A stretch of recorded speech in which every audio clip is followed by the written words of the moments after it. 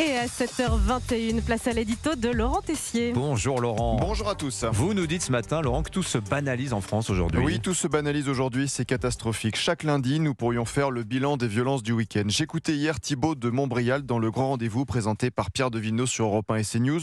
Le président du Centre de réflexion sur la sécurité intérieure a fait ce constat. On a exactement 15 meurtres ou tentatives de meurtre par jour et on a un acte de violence physique toutes les 2 minutes 30. Donc ça, c'est la société française aujourd'hui. 15 meurtres ou tentatives de meurtre par jour, c'est factuel, c'est inquiétant. Dans la nuit de samedi à dimanche, dans le Bas-Rhin, un jeune homme de 25 ans a été poignardé à mort lors d'une fête d'anniversaire. Un groupe de 3 individus alcoolisés avait tenté de s'introduire de force dans la salle vers 1h du matin.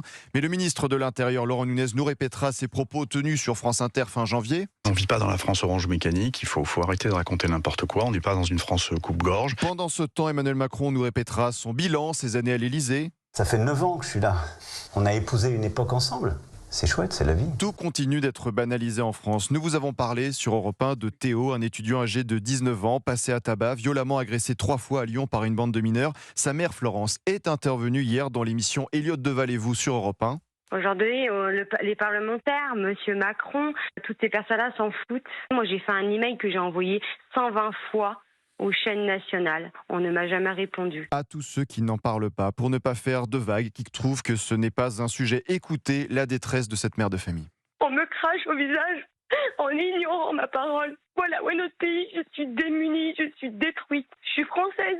J'aimerais pouvoir changer, mais vraiment de nationalité aujourd'hui. J'ai honte. Tout se banalise dans la société. Vous vous souvenez de la performance de la pseudo-humoriste de France Inter, Camille Laurenti ? Oui. Elle avait chanté la mort de Jordan Bardella et Marion Maréchal sur un tube de la comédie musicale Le Roi Soleil. Jordan a une variole mortelle et Marion Maréchal a les mêmes symptômes.